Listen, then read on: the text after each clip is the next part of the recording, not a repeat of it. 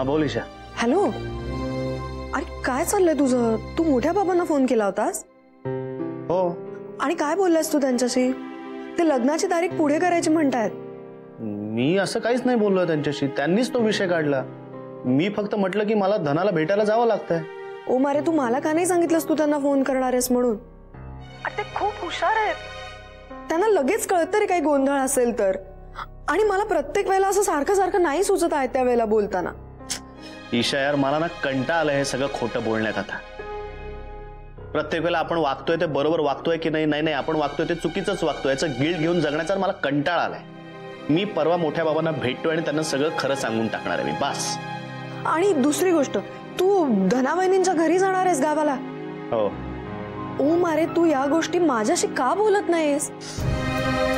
चुकलं माझं चुकलं. मीच चुकतो नेहमी. मी मी मी मूर्ख आहे, मी बेअक्कल आहे. मला कळत नाही कसं वागायचं ते, कुणाशी कसं बोलायचं ते. ओम ओम ओम. काय शू शू शू शू यार, दिस इज टू मच यार. I just can't take it now. Dattaram भाऊंवर केस आहे, जयेश आणि धनन मिसिंग आहेत. तुझ्या आई बाबांचं टेन्शन आहेच. ते कधी येतील आणि त्यातून काय घडेल. आणि आता मधूचे बाबा येऊन पोचलेत घरात. एक मिनिट. आता मधूचे वडील हा काय इश्यू आहे नवीन? ईशा, आता प्लीज मला हे सगळं नको विचारूस. मला कंटाळा आलाय हे सगळं सांगायला. एक एक गोष्टी नुसत्या अशा धडकतायत घरावर येऊन. ओम ओम ओम. रिलॅक्स. सगळं नीट होणार आहे. ओके. आणि बाकी सगळं राहू दे. मी काय सांगते ते नीट ऐक. मी उद्या सासवडला जाते. काय? तू सासवडला चाललीस उद्या? हो. गुड यार.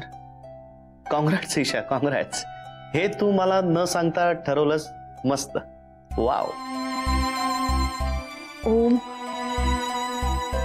ओम तिथे बांगड्या भरायचा आणि मेहंदीचा कार्यक्रम आहे. आलं. अरे आपलं लग्न आलं. ईशा यार, ते सगळं बरोबर आहे यार, पण म्हणजे तू मला आता डायरेक्ट लग्नात भेटशील? अरे मग काय करू? एकदा हे सगळं झालं की मग मुलीने घराबाहेर पडायचं नसतं. नाही यार, नाही. हो. ईशा, मला इतके दिवस तुझ्याशिवाय कसं करमणार आहे यार? हे बॉयफ्रेंड, चेहरा नको ना पाडू. मी कशी जाईन तुला न भेटता वेड्या? काय? मला करमेल का तिथे तुझ्याशी न भेटता गेले तर? मी येते तुला भेटायला. ओके? नाही. तू खरंच आज येणार आहेस भेटायला? खरंच. बाय.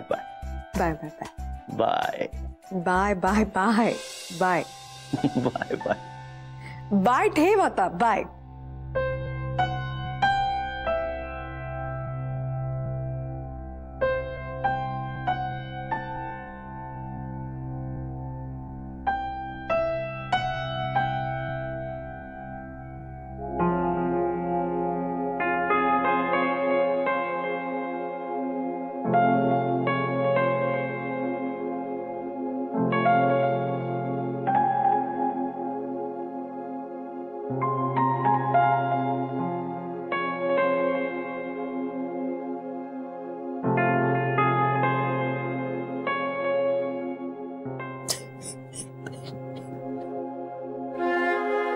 मधू, रडू नकोस. रडून प्रश्न सुटत नसतात. हे बघ, आपण असं करायचं का? आपण गाण्याच्या भेंड्या लावूया. मी तुला गाणी शिकवतो ना. मग गावाच्या भेंड्या लावायच्या. अगं गाणी म्हणून मी तुला यमन राग शिकवतो. हा, नाही तर असं करायचं का? आपण जरा गावामधून फिरून येऊ, तुला बरं वाटेल. जयेशदाचा फोन आहे. हॅलो, बोल जयेशदा. अरे रडू नकोस जयेशदा, रडण्याने गोष्टी सुटणार आहेत का? हे बघ तू शांत हो आधी. तू शांत हो. तूच म्हणालास ना मला की धनाच्या घरचे तुझ्याशी बोलायचा प्रयत्न करतायत. मग तू पण बोल ना. हळूहळू गोष्टी सगळ्या नीट होतील बघ, मला खात्री आहे. आणि तू टेन्शन नको घेऊस जयजदा, आम्ही आहोत ना सगळे. हा, हे बघ खरंच मला खात्री आहे धना परत नक्की घरी येईल. हा, तू एक मिनिट थांब, कामात आजोबांना बोलायचंय तुझ्याशी. 1 मिनिट थांब. सुरू आहे, बोला. हॅलो हॅलो जयेश, मी कामत आजोबा बोलतोय. मी फोन अशासाठी माझ्या हातामध्ये घेतला आहे, तुला सांगायचंय की मी आत्ता तिकडे येतो. नाही नाही नाही, तू काही मध्ये मध्ये बडबड करू नको, मी येतो. काय आहे, एखादं वडीलधार माणूस बरोबर असलं ना म्हणजे सगळे प्रॉब्लेम सुटतात. हो, तू ते नाही, त्यांना माझं बोलणं ऐकावंच लागेल. अरे रडू नकोस रे बाबा, तू रडतोयस कशाला? हे बघ, मी आलो ना की सगळं ठीक होईल. तिकडे अजिबात, हे बघ, तू चिंता करू नकोस. रडून प्रॉब्लेम सुटत नाहीत बाबा. हो, मी येतो. तू आता रडू नको, फोन कट करून टाक. कामत आजोबा, थँक्स खरंच. हे बघ, थँक्यू म्हणलीस ना तर मला काही आवडणार नाही. हे बघ, आपण एका कुटुंबातले आहोत. आपण सगळ्यांना एकमेकांना मदत केली पाहिजे. आणि तू तर माझी लाडकी धटिंगण आहेस. धटिंगण कधी रडत नसतात, लक्षात ठेव.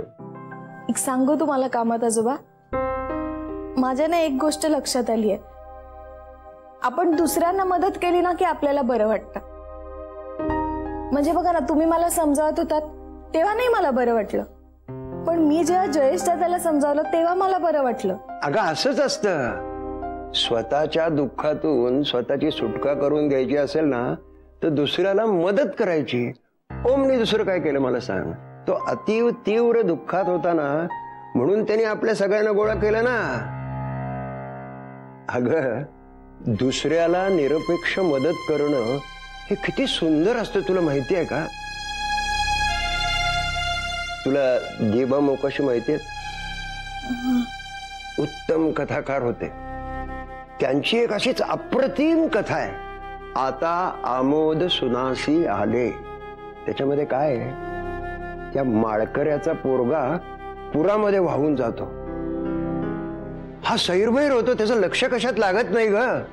भजनामध्ये नाही, ओव्यामध्ये नाही. हा पुरता थिजून गेलेला असतो अगदी. त्या संतू वाण्याची गाय वासराला जन्म देताना आडते. संतू वाण्याच्या बायकोच्या हाकांनी हा स्वतःच्या दुःखातून बाहेर येतो. त्या गाईला सोडवण्यासाठी धावतो. अगं, एखाद्या माणसाशी बोलावं तसं तो गायीशी बोलतो ग. पूर्णपणे घामाने निथळतो. निसर्गानं आपल्या पोराला नेलं, पण आपण या गायीला जन्माला घातलंच पाहिजे या जिद्दीने तो पेटलेला असतो. अखेर ती गाय त्या वासराला जन्म देते. स्वतःच्या पोराच्या मरणाचं दुःख बाजूला ठेवून तो त्या गाईला मदत करतो. गाईला, माझी पोरं मला सोडून गेली, पण तुमच्यामुळे माझं दुःख हलकं झालं. अगं, तुमच्या सगळ्यांचं ऋण मानायला नको का ग मी? तुम्ही असं का बोलताय कामत आजोबा? अगं, ऋण मान्य करायचं राहूनच जातं बघ. अगं, आत्ता नाही ऋण मान्य करणार तर कधी मान्य करणार? माझ्याकडे आता तेवढा वेळ राहिला नाही अगं बाळ.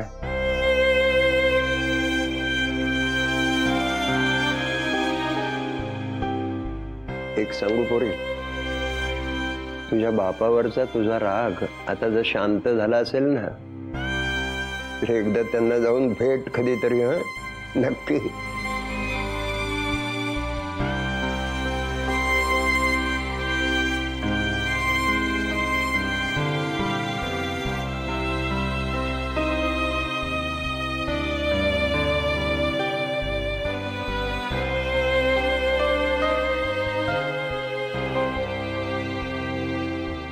Ranjit, I don't understand one thing. तो शांताराम असं का म्हणाला की दत्ताभाऊंनीच त्याला लोकांकडून पैसे घ्यायला सांगितले? मला पण तेच कळत नाही दादा. दत्ताभाऊने त्याला किती मदत केली आहे, तरी पण खोटं का बोलतो? कुणी पिचवलं तर नसेल त्याला? He was so confident. म्हणजे तू त्याला जे जे विचारलंस त्या सगळ्या प्रश्नांची उत्तरं दिली त्यानं ठामपणे. हो ना दादा, काय कळतच नाही यार. हे पण आपण दत्ताभाऊंच्या घरी जाऊन आलो, खरंच बरं झालं.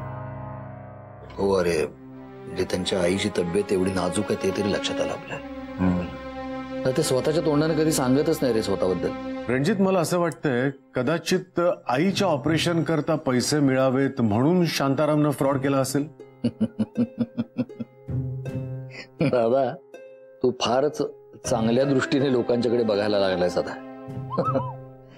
नाही रे, जाम हलकट आहे तू, असा नाही सुधारणार. असेलही, पण रणजित मला एक कळून चुकलं. आपण दुसऱ्यांशी वाईट वागलो ना तर त्रास आपल्यालाच होतो. त्यामुळं मी माझ्यापुरतं एक ठरवलंय, जमेल तितकं बरं वागायचं लोकांची. हे समजा रणजित, आपण शांतारामला पुन्हा भेटलो आणि त्याला सांगितलं की तुझ्या आईच्या ऑपरेशनचा सगळा खर्च आम्ही करतो, तर असं काय बघतोय? आपल्या आईशी आपण कसे वागलो होतो आठवतंय ना? ही मदत करून आपण आपल्या सुखांची थोडी तरी भरपाई करूया. आणि याचा अजून एक फायदा होईल रणजित. शांतारामला आपल्याबद्दल विश्वास वाटेल आणि तो खरं काय ते सांगून टाकेल. दादा, माझ्या डोक्यात आणखी एक प्लॅन आहे. काय? आपण शांतारामला जामिनावर सोडवून आणूयात. म्हणजे त्याला आपण सोडवून आणलं म्हणून तो कदाचित खरं बोलेल. आणि समजा नाही जरी खरं बोलला तर आणखी एक प्लॅन पण आहे माझ्या डोक्यात. नाही, सांगतो मी तुला, नंतर सांगतो मी. पण त्याआधी आपल्याला ओम्याच्या कॉन्टॅक्ट मधला एखादा क्रिमिनल वकील गाठायला हवा. Your right. ओमला आपण यातनं बाहेरच ठेवूया. आधीच त्याला इतकी टेन्शन्स आहेत, अजून टेन्शन नको त्याला. हे प्रकरण आपण दोघंच हँडल करूया. मी असं करतो, मी प्रधानला फोन करतो, he'll help us.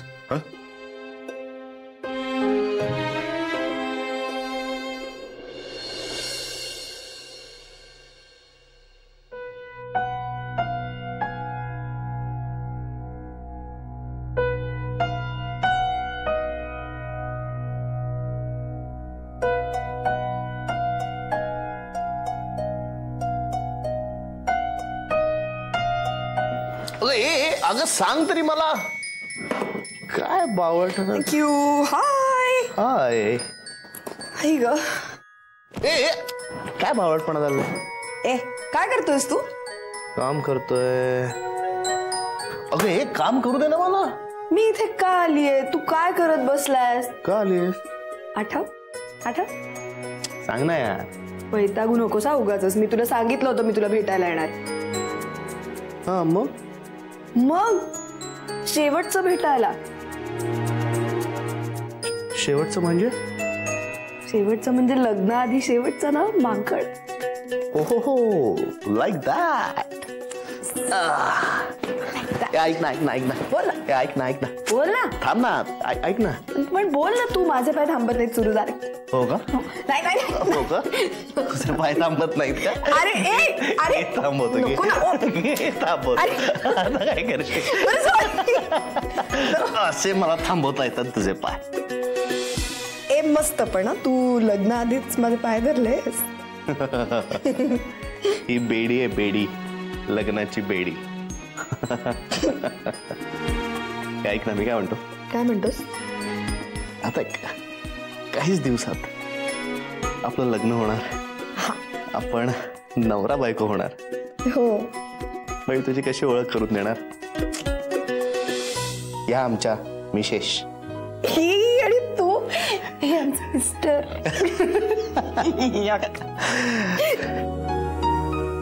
ऐक ना, माझ्याकडे ना तुझ्यासाठी एक गंमत आहे. काय? बघू बघू. तुझ्याकडे काहीच नाही माझ्यासाठी? गंमत. ग्रेट. दाखव ना. आधी तू. नाही आधी तू. नाही आधी तू. नाही, लेडीज फर्स्ट. आधी तू. एक minute. You are a gentleman. You are first. ठीक आहे. पहिल्या म्हणणे दोघंच टाइमपास नको. आधी मीच. अरे ए काय आहे? सांग की.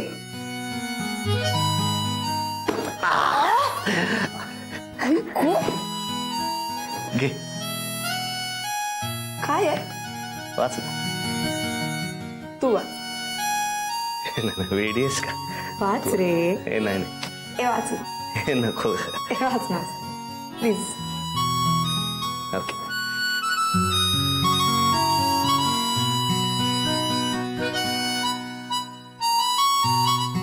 हसायचं नाही.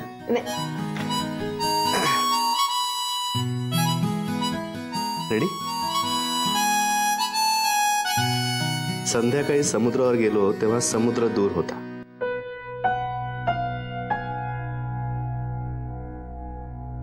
संध्याकाळी समुद्रावर गेलो तेव्हा समुद्र दूर होता. दुरून दुरून त्याची गाज मनातल्या मनात ऐकत होतो. संध्याकाळचा विव्हल उजेड समुद्राच्या पाण्यावर आणि दुःखी घोडे हळूहळू चालत यावे तसा लाटांचा हळूवार आवाज.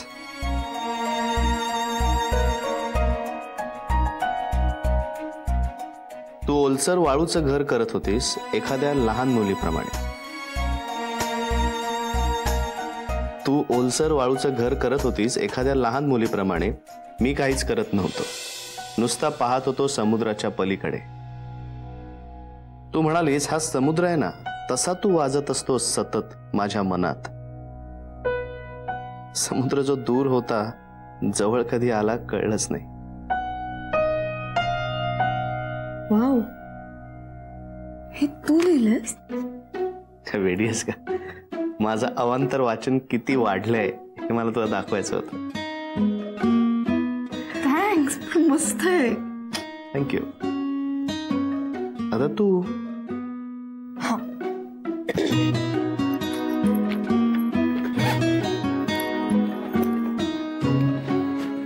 तू तू तू पण कविता केलीस? सेम कॉपी केलीस माझी? कपडे सेम सेम. हसायचं नाही. हे पण माझ्याच सारखं विचारलं.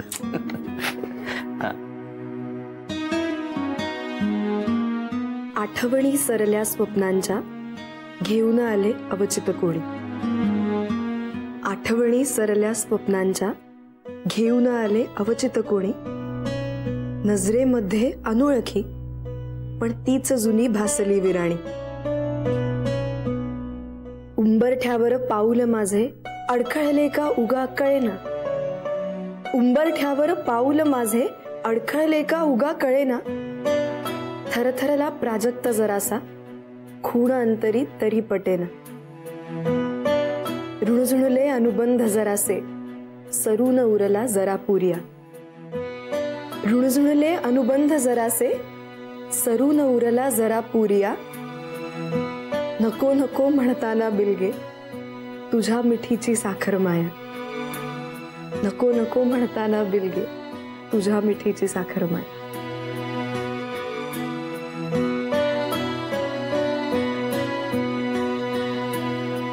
आपलं सगळंच सेम आहे का?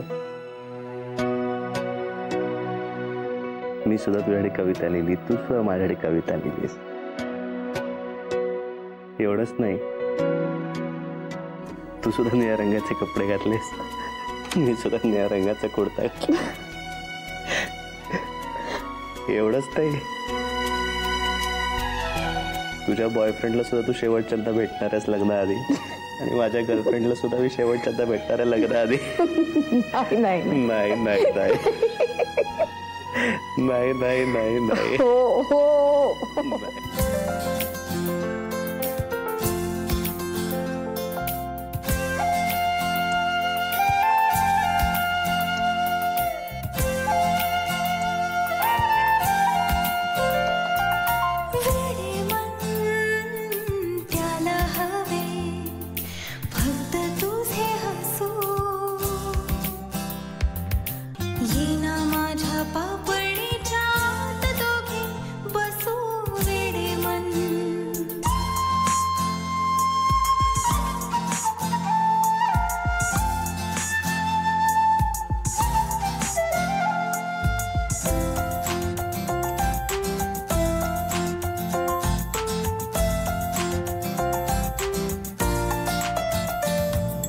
माझी जाई तुझी जुई उंजळीत फुले. प्रेमाच्या ह्या सुगंधाने मन माझे नाले.